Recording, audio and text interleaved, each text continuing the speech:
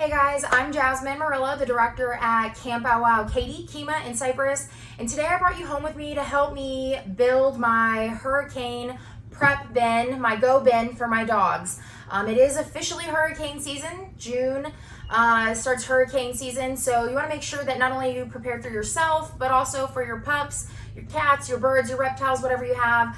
I have dogs, so we're going to prep for dogs today. A couple things you do want to take into consideration. If you're taking it for you, you probably need to be taking it for your pups.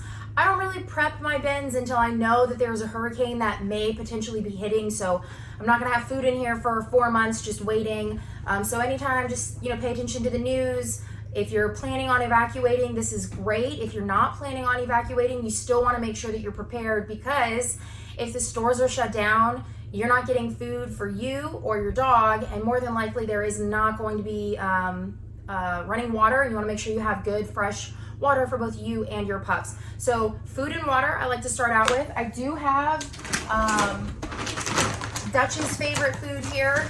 This is not me promoting in any way. He is just obsessed with this. I come home and he's already trying to rip open the bag. I also like the Kirkland brand from Costco for my dogs. But I'm buying a medium-sized bag. A lot of web pages, if you Google on how to prep for your pups, it varies between 3 days to 2 weeks on what to plan for. So this is a good amount that if we did have to evacuate, it'll get us to our destination and for me to get to another store to buy them more food. So we've got fresh food here for them. And my dogs are naughty. I'm naughty. I'll feed them table food too. So if I'm eating it, they'll for sure eat it. If we need fresh water, I want to make sure my pups have fresh water too. So I'd go ahead and put 2 of these big guys in here. Do remember, you probably don't need a lot of water. Dogs, at least mine, in my experience, they don't like to drink water when they're traveling. So if you're driving for 8 hours or 4 hours, they're not going to be drinking the water in the car. You may have an opportunity somewhere else to find water. But again, if you're planning on staying home and not evacuating, you may lose that water. So make sure you have enough water for you and your babies. If you're traveling, portable bowls, food and water bowls are great. Obviously, I have Camp Bow Wow collapsible bowls for our food and water. We do use these when we go traveling. They're great for rest stops. They are dishwasher safe, not microwave safe. So make sure you guys read your instructions on your bowls that you may purchase for your pups. I also have grocery bags. So make sure you grab all your poop bags, because if you're going to your friend's house or a hotel, you want to make sure you're being courteous and you're picking up after your pup. I just usually have always a handful of grocery bags in my car, because I also have kids that I'm constantly cleaning up after. So this is great for us to make sure we have. An extra leash or 2. I've got quite a few floating around my house. This is just a regular leash here. I would encourage a harness though, or even a slip lead. That's the kind that loops through, and if the dog pulls, it gets tighter. The only reason I would recommend that is that hurricanes are scary, and if you're stressed or everyone around the dog is stressed, it's going to cause your dog to stress. And in that stress, they become scared. And if you're trying to walk them into a building with glass doors or into a new house they've never been to before, they may try to stop and back out. And if their collar's not on tight enough, you run the risk of them slipping out of their collar. And with a slip lead, that's not going to happen. I would also recommend that you guys double check your microchips. Make sure that the most accurate information is on there. You can always go back and reference your microchip information and visit the webpage that it's linked up to and double check all that good stuff. I would make sure to start double checking those name tags, make sure they've got correct phone numbers on them. Some of our babies we've had forever, maybe, we've had them while we've switched out our phone line a few times. So double check all that information is still up to date and accurate.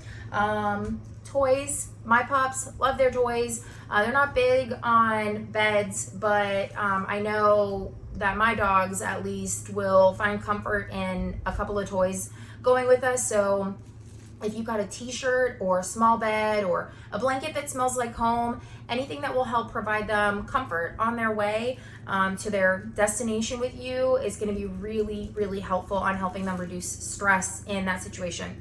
I also have a first aid kit. It's a super basic first aid kit. I don't go up and out of my way. But there's let's see what I've got in here for my little hams. I've got antibiotic ointment. I have Band-Aids because I'm probably gonna be using this on my kids too. We're all gonna share a first aid kit. I've got cleaning wipes, and I also have tape just in case we do have to make a bandage. But baby wipes are also a bonus to have as well in case you've got to clean a small scratch when you're evacuating. You never know what you're gonna need. I would also encourage, oh look, here's one more toy, the hamburger that Rufus loves. Paper towels and Clorox wipes or any type of antibacterial wipe will do. I would stress these because hurricane brings rain, so it's not only going to be muddy and wet and gross, but you're going to want to clean yourself up depending on the situation you leave in, your dog in the situation that you leave in. You just never really know. So these I find are always really helpful to have on hand, whether you have dogs or kids. Then I have this huge bin that I have put everything in. You guys can put your stuff in anything. I like the bin because I also make one of these for my kids. And it has a lid and it obviously closes up tight. And all I have to do if we decide to evacuate is pick it up and walk out and go. It's super easy. I would very much encourage you guys to have a hard copy of your vaccination records and put them in a Ziploc bag. Make sure to take a picture so you have a digital copy as well. Unfortunately, when we end up having to evacuate, we leave a lot of things behind and then they get damaged. And if we're evacuating and the area is closing down and they don't have power or there's lots of water damage, your vet's not going to be accessible. You will not be able to contact your vet to get vaccination records in case you're looking to take your dog somewhere to board. If your dog is on any type of special food or takes any medication that, for epilepsy or they're diabetic, make sure that you are calling ahead of time and asking if you can get enough medication to get you through a certain amount of time. I hope that this was really helpful for you guys. I look forward to another hurricane season. I'm an East Coast kid, so I do have fond memories of my parents letting me go outside in the eye of a hurricane. I know they're not exciting for everybody, but best of luck to everyone this year during hurricane season, and plan ahead for you, your pup, your kids, your family.